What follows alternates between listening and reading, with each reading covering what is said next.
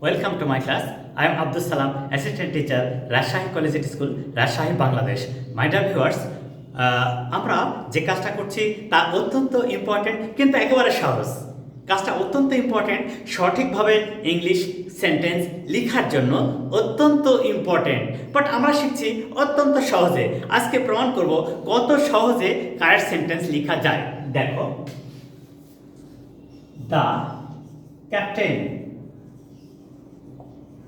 captain and manager of our team is present today. দেখো এখানে দি captain and manager, এখানে বলা হচ্ছে the captain and manager is present, the captain and manager of our team is present today. Subject কিন্তু দুইটা, the captain and manager, কিন্তু এখানে একটা বিষয় আছে, যেমন দুটি সিঙ্গুলার কাউন্টেবল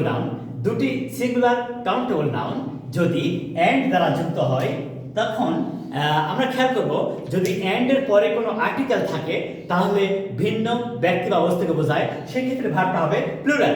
কিন্তু এই অ্যান্ডের পরে দেখো কোনো আর্টিকেলস নেই, তার মানে যিনি ক্যাপ্টেন তিনি ম্যানেজারের দায়িত্ব পালন করেন, যিনি ক্যাপ্টেন তিনি ম্যানেজারের দায়িত্ব পালন করেন, তার মানে একই ব্যক্তি, তার অর্থ হচ্ছে একই ব্যক্তি, তাহলে ভার্বটা হবে সিঙ্গুলার। তাহলে আমরা কি শিখলাম ফাইনালি? এখানে আমরা শিখলাম যখন দুটি সিঙ্গুলার কাউন্টেবল নাউন অ্যান্ড দ্বারা যুক্ত হবে এবং অ্যান্ডের পরে যদি আর্টিকেল না থাকে, অ্যান্ডের পূর্বে আর্টিকেল থাকে, তাহলে একই ব্যক্তি বা বস্তুকে বোঝানো হয়, সেক্ষেত্রে ভার্বটা হবে সিঙ্গুলার।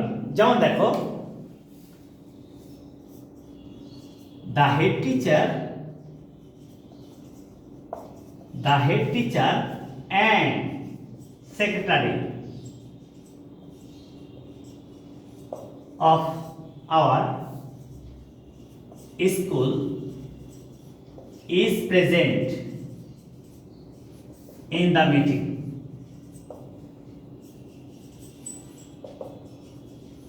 দেখো তো, is present, তাহলে আমরা কি শিখলাম? যিনি হেড টিচার পদাধিকার বলে উনি সেক্রেটারি, তাহলে আমাদের স্কুলের প্রধান শিক্ষক এবং সেক্রেটারি, যিনি প্রধান শিক্ষক তিনি সেক্রেটারি, আজকে মিটিংয়ে উপস্থিত। এইটা আমাদের সাধারণ কথা। কিন্তু এই সেন্টেন্সটাকে যদি আমরা এরকম করি যে অ্যান্ডের পরেও আর্টিকেল ব্যবহার করি, সেক্ষেত্রে ভার্বটা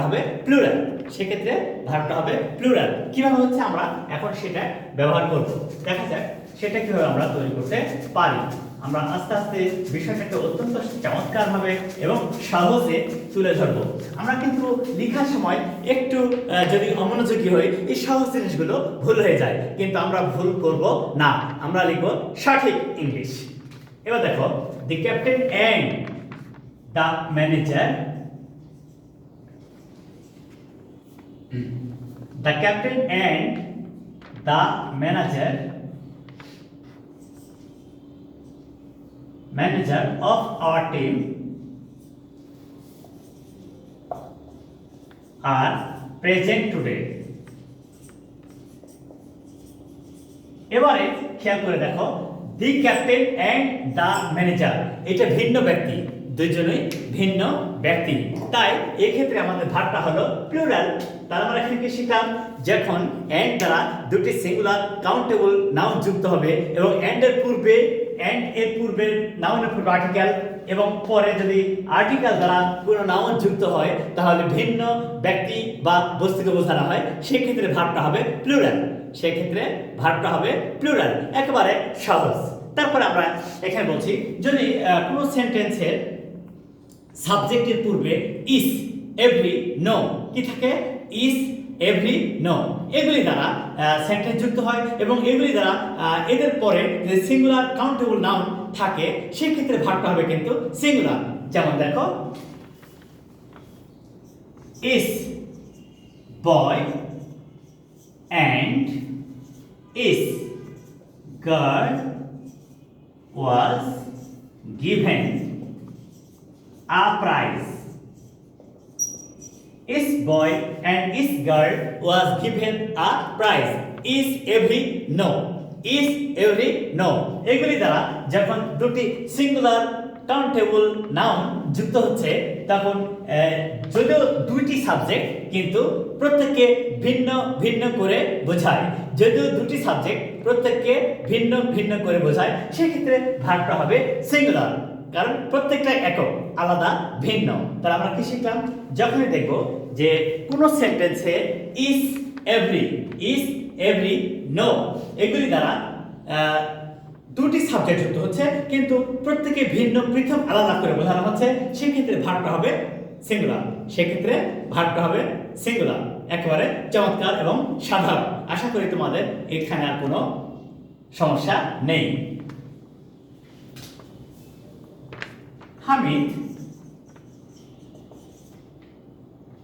not his friends. Hamid not his friends was happy. Hamid not his friends was happy. দেখো হামিদ হ্যাপি হয়েছিল কিন্তু নট হিজ ফ্রেন্ডস তার বন্ধুরা না।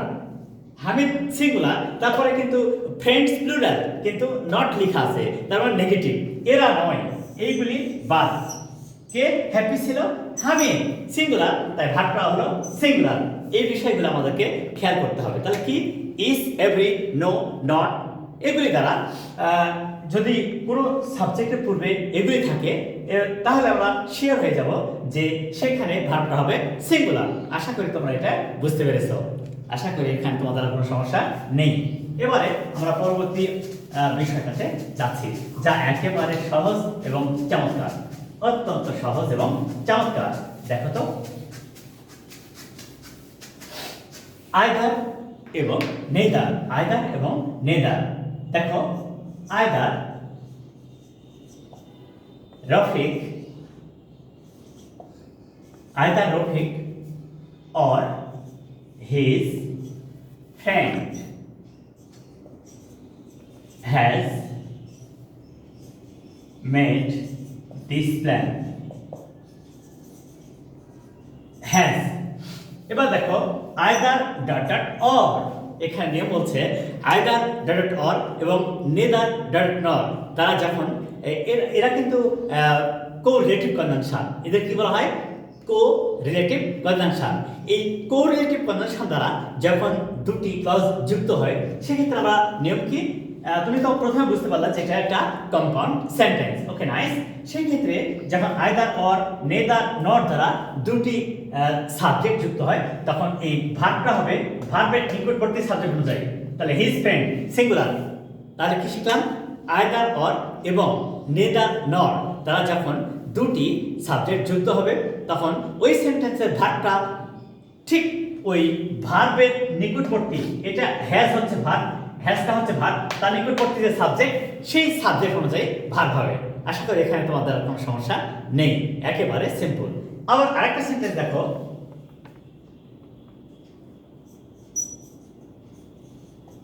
Either Harun or Hassan, either Hassan or his brothers, either Hassan or his brothers have made this plan. এবারে খেয়াল করে দেখো কি বলছে, এখানে either ডট ডট or এবং his brothers এটা প্লুরাল, এটা প্লুরাল, এই জন্য ভার্বটা হ্যাভ হয়ে গেল প্লুরাল, এখানে ভার্বটা হয়ে গেল হ্যাভ প্লুরাল। তাহলে আমরা এখানে কি শিখলাম? আমরা একেবারে সহজ এবং সাধারণ একটা চমৎকার বিষয় শিখলাম। সেটা কি, যদি সেন্টেন্সে আইদার অর নেদার নট এই কনজাংশনগুলি দ্বারা সেন্টেন্স যুক্ত হয়, সেন্টেন্স গঠন করা হয়, তাহলে ভার্বের নিকটবর্তী সাবজেক্ট অনুযায়ী ভার্ব হয়, ভার্বের নিকটবর্তী সাবজেক্ট অনুযায়ী ভার্ব হয়। তাহলে either Rafiq or his friend has made this plan, হয় রফিক অথবা তার বন্ধু এই প্ল্যানটা করেছে। এখানে বলছে either Hasan or his brothers have made this plan, হয় হাসান অথবা তার ভাইরা এই প্ল্যানটা করেছে। দেখো ভার্বের নিকটবর্তী যে ভার্ব সাবজেক্ট এটা ব্রাদার্স, ভার্বের নিকটবর্তী যে সাবজেক্ট সেটা হচ্ছে ব্রাদার্স, ব্রাদার্স প্লুরাল, তাই ভার্বটা হলো প্লুরাল। একেবারে চমৎকার। আমরা সহজে কিভাবে এটা করতে পারছি এইটাই আমাদের মূল বিষয়, এবং এটা আমরা কিভাবে চমৎকারভাবে তুলে ধরতে পারছি সেটা নিয়ে কাজ করছি। এরপরে দেখো পরের সেন্টেন্সটা কিভাবে হয় সেটা খেয়াল করো।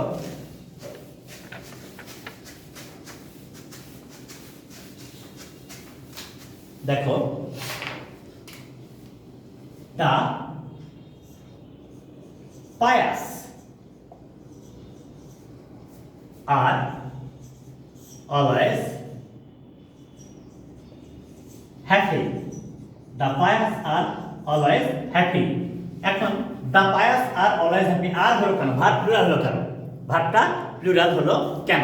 এখানে চমৎকার বিষয় যেটা আমরা খেয়াল করবো সেটা একেবারে সহজ। সেটা কি, যখন এই অ্যাডজেক্টিভের উপরে দা বসে তখন ওই জাতীয় সকলকে বোঝানো হয়।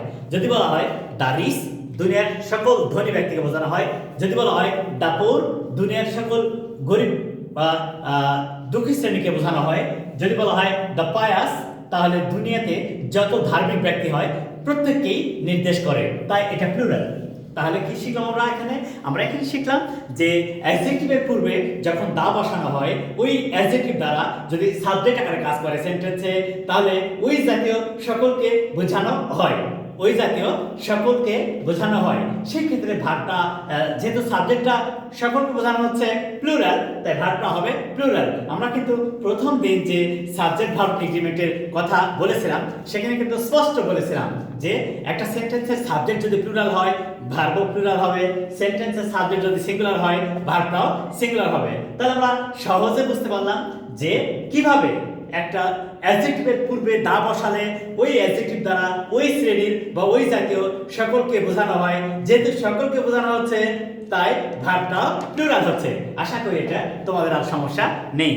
আসলে বাস্তবতা এরকম হলো যে প্রতিটা বিষয় অত্যন্ত সহজ এবং সুন্দর। আমরা কিন্তু বারবার বলছি আমাদের টেকনিক, আমাদের সিস্টেম হলো সহজে ইংরেজি শেখা। আশা করি তোমরা বুঝতে পেরেছো এবং এই সমস্ত রুলস ফলো করে তোমরা নতুন নতুন সেন্টেন্স তৈরি করবে। So my dear viewers, please be attentive all the time at the time of watching my learning videos which can help you to write English correctly and nicely. So thank you all.